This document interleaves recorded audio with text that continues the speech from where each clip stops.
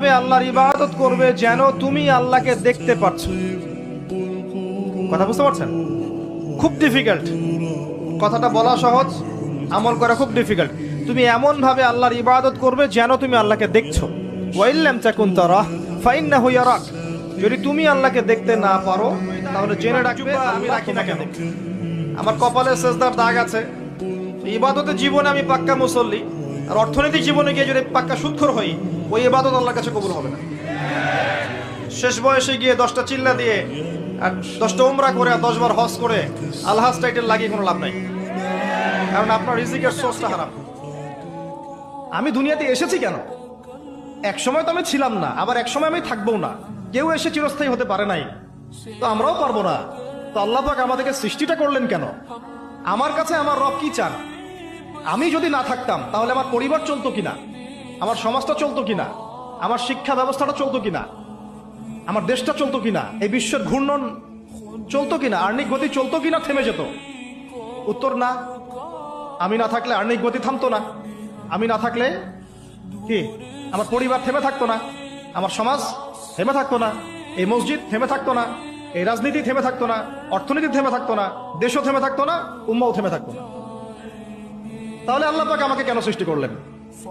আমার কি রোল আছে এখানে? আমার কি ভূমিকা? এই এতটুকু চিন্তা। দিনে এবং রাতে বেশি থেকে বেশি নবী সাল্লাল্লাহু আলাইহি ওয়াসাল্লামের উপর দরুদ শরীফ পাঠ করেন। পারা যাবে ইনশাআল্লাহ? সবচেয়ে শ্রেষ্ঠ দরুদ কোনটা? দরুদ ইব্রাহিম। পারা যায় ইনশাআল্লাহ? এটা না পড়েন, অ্যাট লিস্ট এতটুকু বলবেন, আল্লাহুম্মা সাল্লি ওয়া সাল্লিম আলা নবিয়িনা মুহাম্মদ। পারা যাবে? আমার সাথে বলেন, আল্লাহুম্মা সাল্লি ওয়া সাল্লিম আলা নবিয়িনা। হৃদয়ের মধ্যে নূর আসবে আল্লাহর পক্ষ থেকে। আপনি দেখবেন আপনি এমন কিছু বুঝতে পারছেন যেটা 8-10 জন পারছে না। আপনি এমন কিছু শুনবেন, এমন কিছু দেখবেন যেটা 8-10 জন দেখবে না। আপনি আল্লাহর নূর দিয়ে দেখবেন ইনশাআল্লাহ। আমল নামায় যদি শিরকের পাপ না থাকে, যে কোনো গুনাহ আল্লাহ যাকে ইচ্ছা মাফ করে দিবেন। আমল নামায় এখানে শিরকের পাপ রাখা যাবে না। যে কোনো গুনাহ আল্লাহ যাকে ইচ্ছা মাফ করতে পারে। বুঝাচ্ছি, মনে করেন একজন জেনা করেছেন, আল্লাহ মাফ করুন। ওই জেনাকার ব্যক্তি যদি বিনা তওবাতেও মারা যায়, তওবা করে নাই, বিনা তওবাতেও মারা যায়, কাল কিয়ামতের মাঠে আল্লাহ পাক তাকেও মাফ করতে পারেন। আল্লাহু আকবার।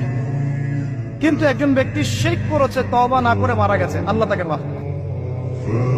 এখন শিরকের পাপ ছাড়া যে কোনো পাপ আল্লাহ মাফ করবেন ইনশাআল্লাহ। সো আগে আকীদা পোষণ করি যে হ্যাঁ, কোরআন সুন্নাহয় সবকিছুর সমাধান আছে। আমরা এখন আমি এই দুনিয়ার জীবনে সুখী হওয়ার ফিলোসফি হচ্ছে আল্লাহ ছাড়া কারোর কাছে আশা করেন না, এবং আল্লাহ ছাড়া অন্য কারোর জন্য কোনো কিছু করতে চান না, আল্লাহকে সন্তুষ্ট করার জন্য করতে চান।